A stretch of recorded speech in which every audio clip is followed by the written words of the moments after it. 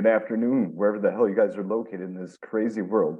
Yes, I keep saying it. Might get boring to you guys for me to say that, but I don't give a fuck. Anyway, I'm Al Ditton. I'm with Underground Noise Webzine. This is Webisode number 60. Today's surprise guest, I welcome Frank Calleja from the band Beheaded. Welcome, Frank.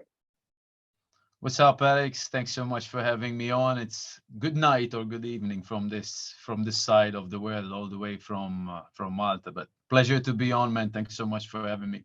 Hey, I appreciate that. You're welcome. Thanks for giving me a portion of your time today. Absolutely. Anytime, my friend. Awesome. The first question I would like to ask you, Frank, is a two-part question. What inspired you to become a musician, and who are your influences?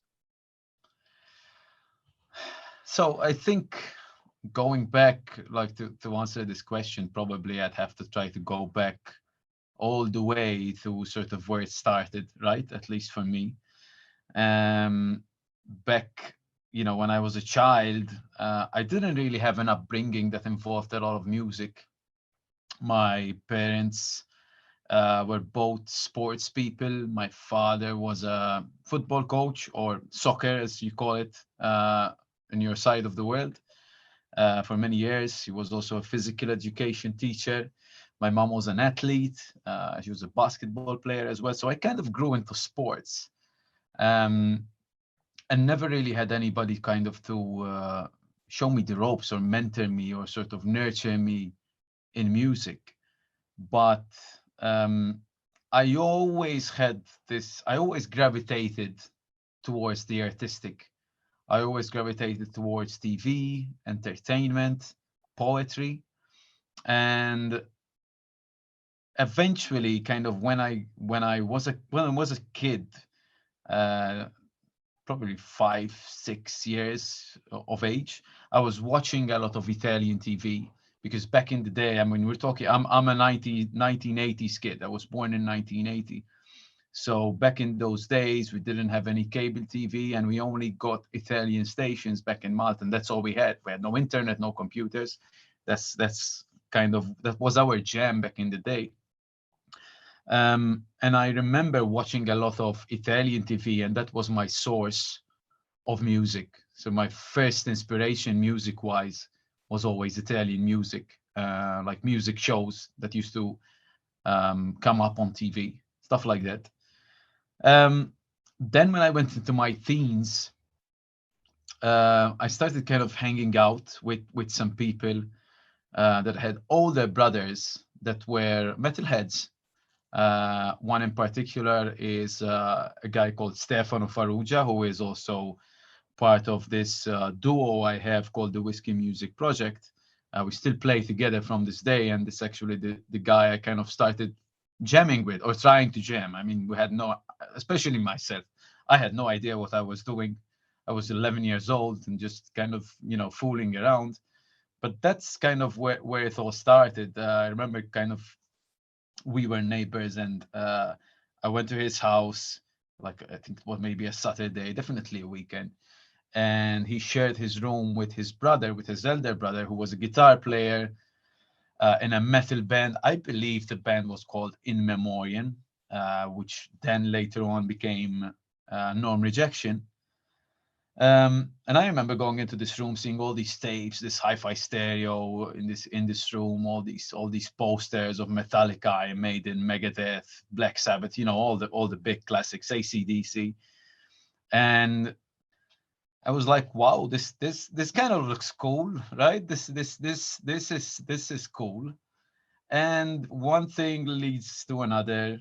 And he started kind of introducing me to some bands. I remember, back in those days, we used to like some softer rock as well, like U2, Bon Jovi. Then I remember getting into Nirvana, because it was the period of the grunge period, where grunge was really, really big. And eventually got into some more metal stuff. The Black Sabbaths, the Maidens, the Halloweens, Manowar back in the day. So those were my first bands. Then you kind of, again, one thing leads to another.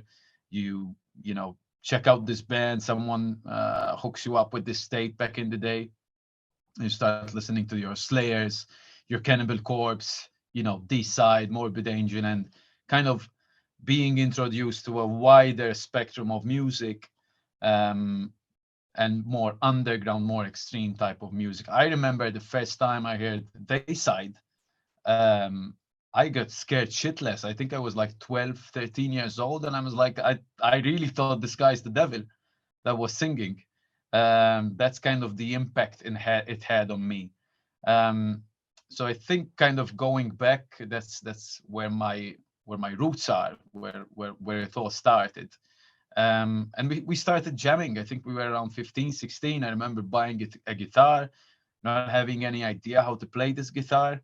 But Stefano always had more of a natural talent to play an instrument. He always was more intelligent musically than I am. And he also picked up a guitar. We tried to form a band. Like, he was trying to show me how to do a power chord and some basic things. I never really, you know, got the hang of it. But he eventually became a very good guitar player. And somehow one thing lead to another. I ended up singing, you know, just because I was hanging around with some guys in rehearsal rooms back in the day. And, you know, fast forward many years later, I find myself in quite a few bands, including Beheaded. So that's kind of, I guess, my history in a nutshell. If I had to say my influences, I think the first bands that were influencing me were, you know, the Maidens, you know, the Halloweens, Manowars, that, you know, those formative years, they always leave an impact on you. But I think as a singer, the first singer that influenced me was probably Phil Anselmo, Pantera. I remember listening to Far Beyond Driven, and I'm thinking, wow, this guy sounds pissed off. He sounds angry. How do I sound like that, you know? And yeah, I mean, if I had to point to sort of one source that was an influence back then and kind of started it all off, it would probably be that. But in time, I think nowadays, I would say what influences me is such a wide array of things, even non-musical. It could be a piece of art, it could be maybe a phrase someone says, a word, you know, a book, a movie, so many different things.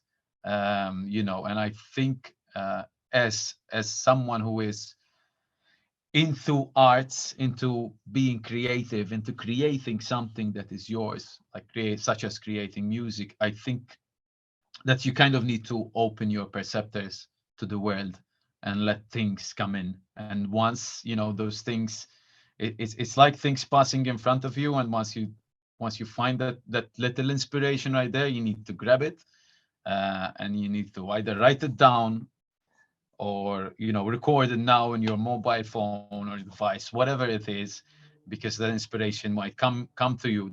I believe there is a reason why that inspiration comes to you in that very moment, and you need to embrace it. You need to remember it, and you need to eventually work on it to produce something. That's a really excellent answer. I really like that. That's good advice too. Yeah, I think, you know, regarding advice, I had this question. I might be kind of going on a bit of a tangent here, but I had this question in an interview a while back. And this guy asked me, what advice do you give? And I'm like, dude, you know, I'm not really a good person to ask that question to, because anytime anybody gave me advice, I was like, yeah, I don't really care. I'll do whatever I want to do. And I think if there's advice to be given, particularly to younger, I think there's no good or bad advice, but I really believe in just going out there, fucking things up, messing things up, you know, doing your mistakes, not learning the lesson that you're meant to learn from it, repeating it again, try, fail until you eventually get somewhere. And the most important thing is enjoying it, having fun doing what you're doing. I think that's really the crux of it all. Because if that's not there, then whatever business you're in, I think you're in the wrong business. Yeah, I totally agree with you on that one. Do what you love, basically. Absolutely. Time's too short, man. Time's too short on this crazy, crazy world, on this crazy, crazy planet. And I think, everybody should, with certain caution, I guess, sometimes, but you really need to follow whatever you believe makes you happy and gives you the fulfillment. Find that scope in your life and go for it. Absolutely. My next question for you, Frank, is how do you find time between the bands that you're in?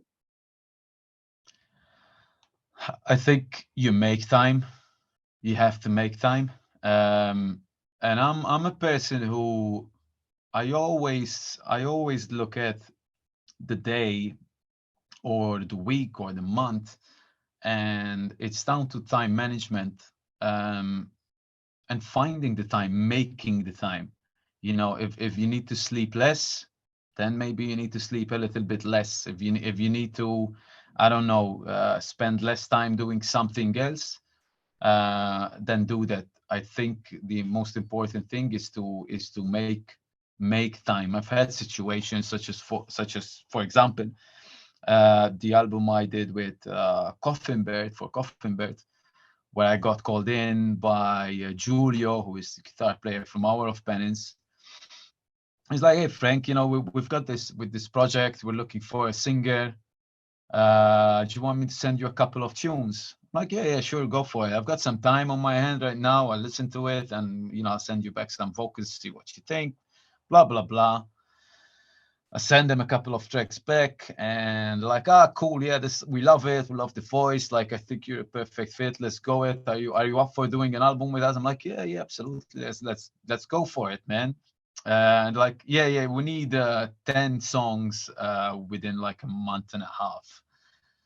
I'm like, all right, let's get to work, baby. And I remember every day, like literally every day, I've got this is my room. This is kind of like my little home studio, my little space of peace. And I remember being here every day, every evening, just writing my lyrics, trying to find inspiration from different things. And it happened, and I made it, and I look back and I think, wow, that was in an intense period of time, very short, but I listened to the album years later, and I'm like, I think I did well there. I'm happy with the job I did. So yeah, I think to find time, you need to make time. That's really about it. My next question is a three-part question, Frank. I hope you're ready for this one. Absolutely. When it comes to growling vocals, would you say that you were self-taught? And also, would you like to give us an example? And my third part of this question is, how do you keep your voice from losing itself from doing vocals so much like that? So it's 2 or 3-part question? 3-part. First question is basically like, how did you learn how to growl? Did you teach yourself how to do it? Yeah, I am 100% self-taught. I call myself like I wouldn't say the ignorant guy in the band, but I guess I am. Sometimes some of the musicians I play with, or even some of the singers, I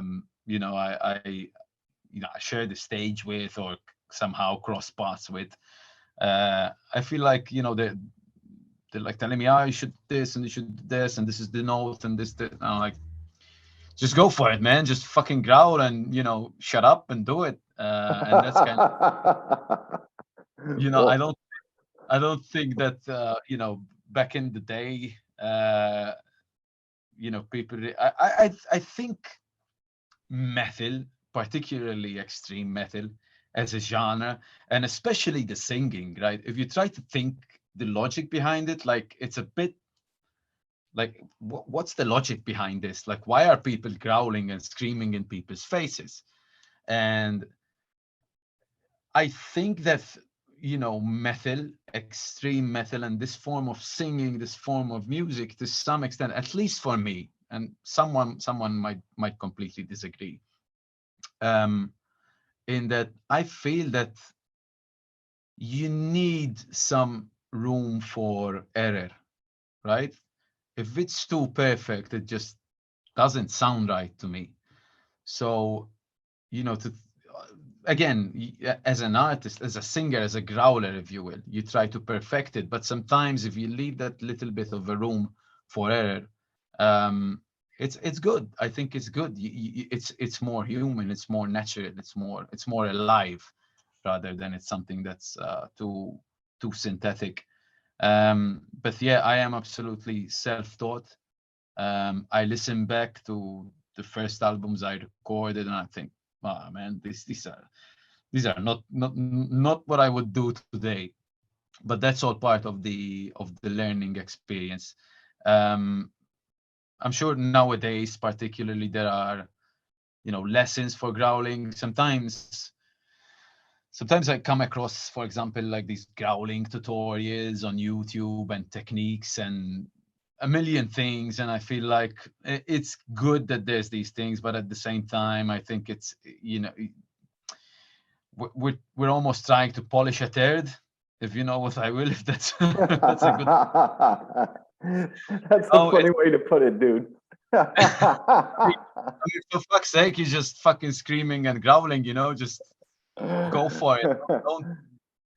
I guess I think it all boils down to my attitude. I always had this attitude of being very serious in what I do, but never taking myself too seriously. And that's really, people who know me for that. And I think sometimes we get so caught up in thinking, oh, this guy is the singer is not doing the gutturals right, and he's not doing the screams right, and it's like, just enjoy the music. If you connect with it, if it gives you something, then just embrace it. If it's not for you, just leave it the fuck alone. Yep. Move on. There's plenty of shit. That's exactly it, man. I can relate Again, to the age thing because I'm in my 40s too. So I grew up listening to Cannibal Corpse and Suffocation and stuff like that. So I can definitely relate to you on that. nice. You know what? We played with Suffocation not long ago in Eindhoven, I believe. It was definitely the Netherlands. I think it was Eindhoven. And the guys are just they're just on a level of their own, in my opinion. Like their set was just so good. I was like in awe. Like, these guys are just masters of the craft. They are on a level all of their own. They're unstoppable. Talking with And Terrence Hobbs last year was a blast. And I never got to meet him in person, but hopefully one of these years they can come back to Georgia and I can actually hang out with him, shake his hand, and grab a beer or something. yeah, and you know what? It doesn't harm anybody that they are fucking killer guys. They're completely down to earth, cool guys. So hey, I'll take that as well. That's a plus, right? That'd be excellent. Seeing you guys Beheaded and seeing Suffocation and a few other death metal bands, that would be epic. Maybe you need to travel all the way to Europe. I might have to make that happen. I don't know if I can afford a plane ticket, but I could probably try to meet you halfway. Yeah, let's compromise that way. Let's do that. Sounds like a But plan. yeah, definitely. Great band, great bunch of guys. Absolutely. I was wondering if you'd like to give us an example as to how you growl. Something like, I growl like this. It's not my best rendition of a growl, but I think we'll have to do for today. Hey, sounds okay to me, Sounds okay enough. But cheers. The third, you want to hear my growl? Go for it. Yeah.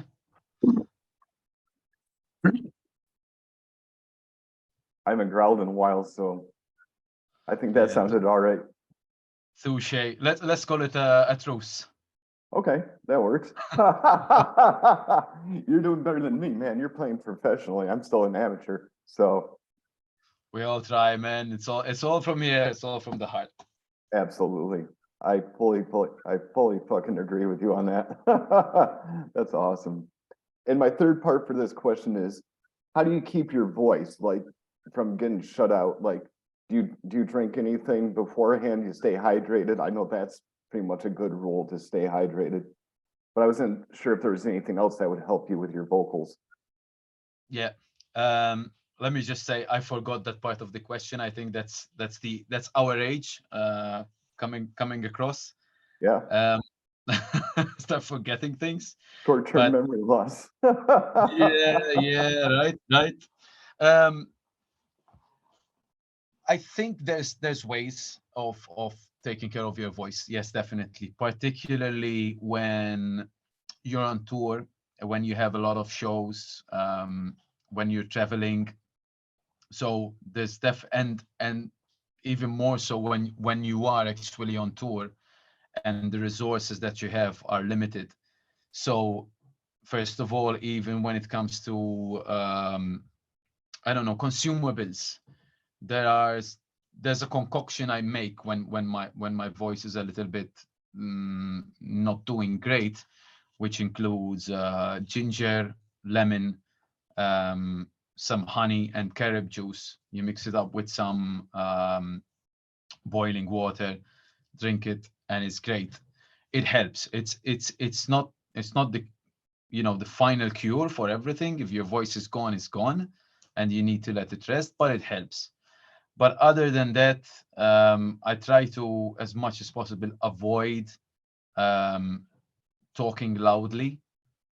Especially if you are in venues, you have a tendency of just shouting in people's ears, and that really damages the voice.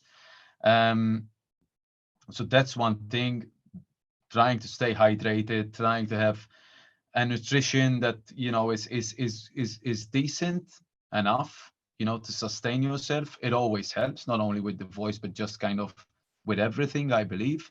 But there's no like there isn't like the secret of the ooze, like in the Teenage Mutant Ninja Turtles or something like that. That's like the secret formula of how to keep your voice going. I think one thing also that I do is that when I need to rest my voice, you just shut the fuck up. You just stop talking. You just signal people or whatever. Just kind of let it rest. But sometimes you're gonna lose your voice.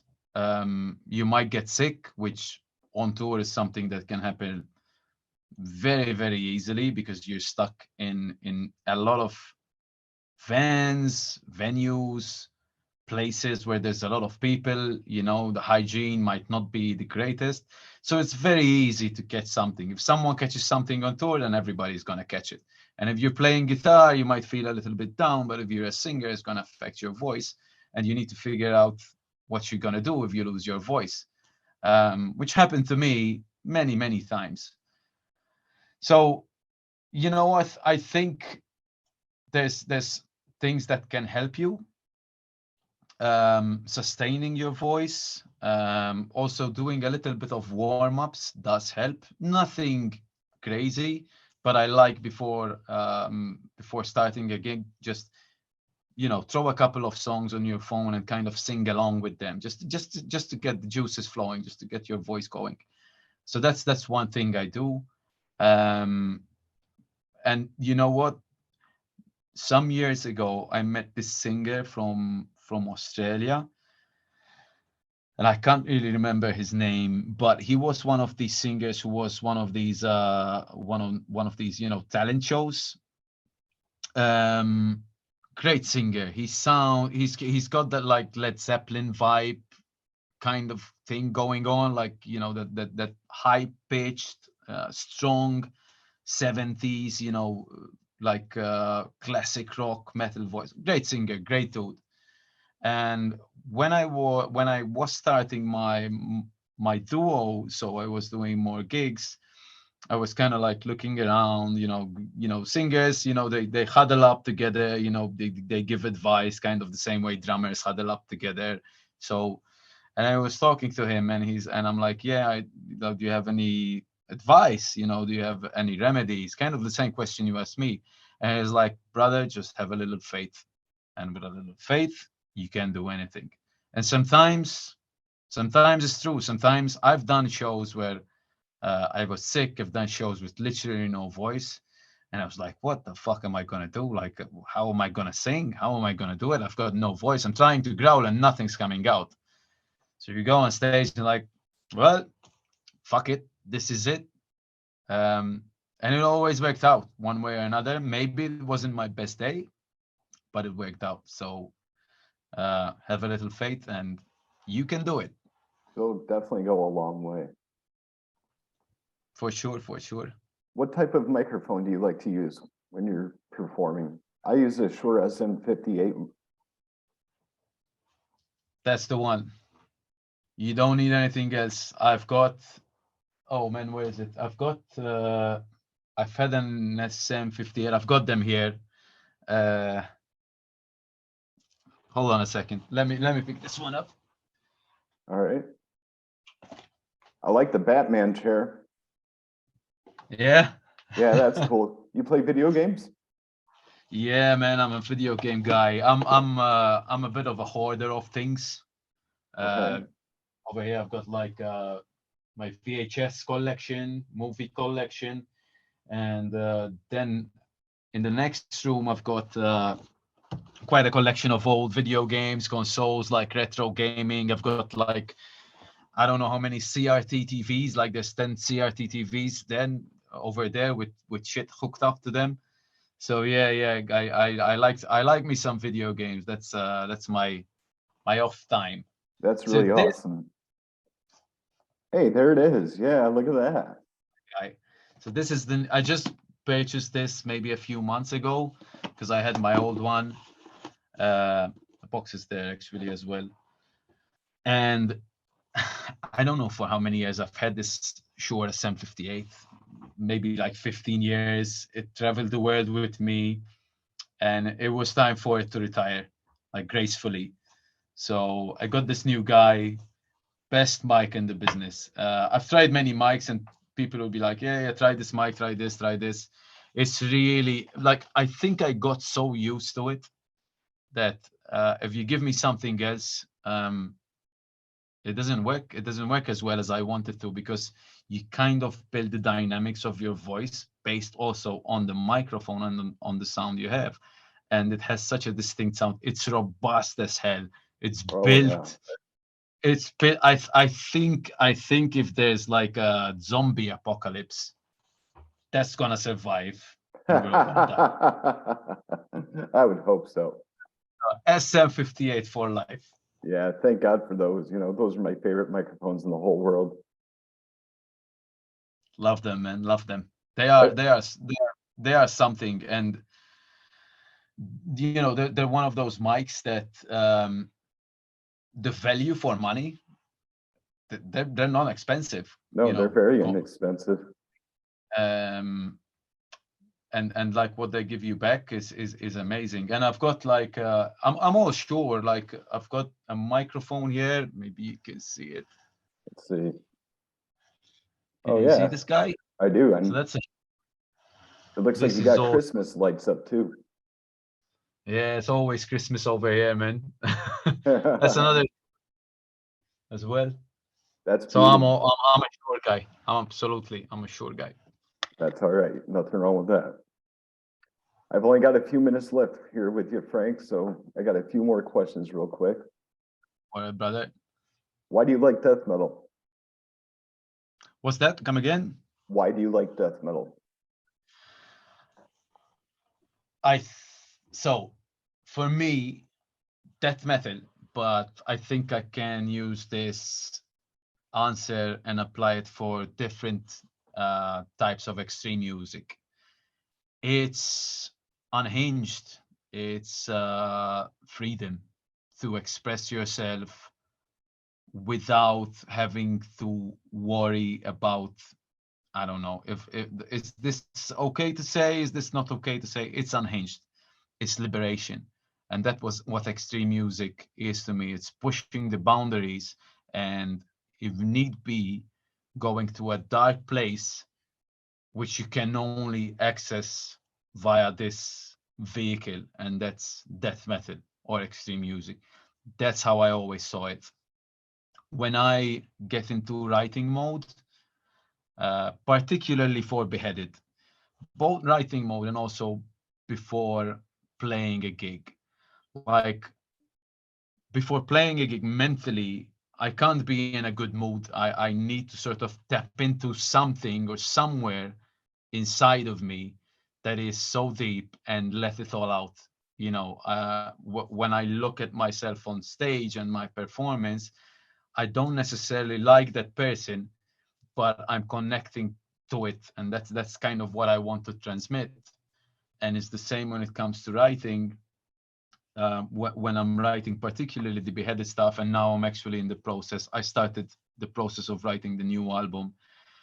The topics, I'm talking about, they're not necessarily pleasant topics at all, actually, and they're quite heavy, and sometimes I find it difficult to write that stuff, but I know that the stuff is in me, and I need to let it out, and that's why it's so amazing, because from a creative point of view, it has no boundaries. It's when you think about it, it has no boundaries. It literally is the universe to me, and I always saw it this way. There's kind of this argument sometimes that goes on with extreme music, that some people kind of want to put it in a corner, and this is what you need to do. I'm like, no, just do what feels right musically. Obviously, in a context, you're in a death metal band, you're not gonna write hip hop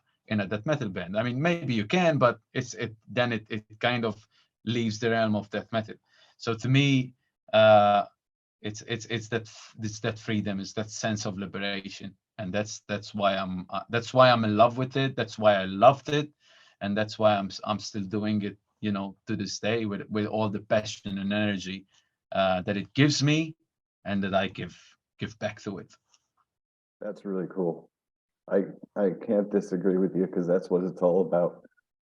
Yeah, man, it's amazing. Like when you think about the journey, as a kid, starting from when I was in my very early teens, and also the friendships, that with band members and people, you have shared so much with, and just doing it through this thing that is death metal and music.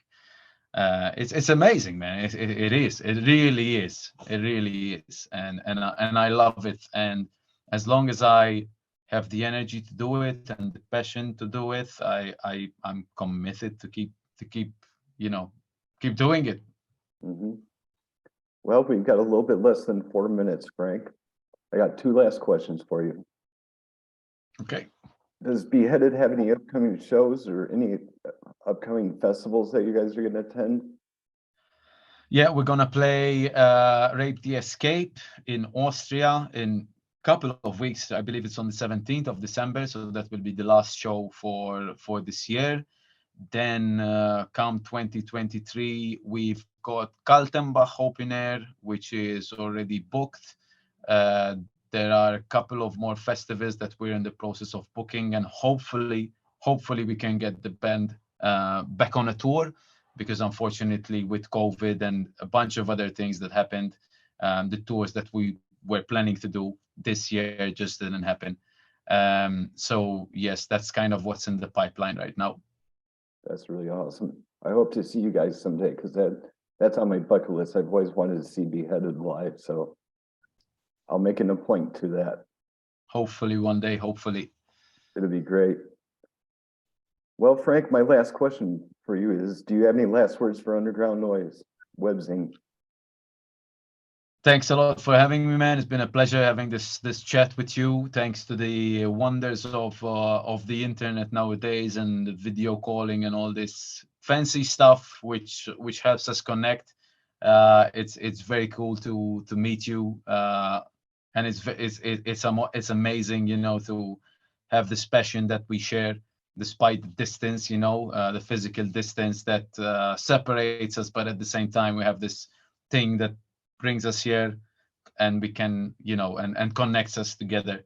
So that's awesome. My last words is keep supporting the underground, keep listening to the music that you love, and keep grinding, man. Keep grinding. Always, always, always.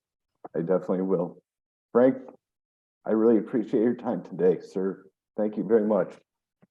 Very welcome, my friend. I wish you all the best, and I'm sure that at some point in time, somewhere, someplace, we'll cross paths. Absolutely, brother. Looking forward to it. I'll even buy you a beer. Maybe two. Okay, that'll work. 2 for you, 2 for me. Awesome, man. That's all I need to hear. We'll definitely do that. Cool. For sure.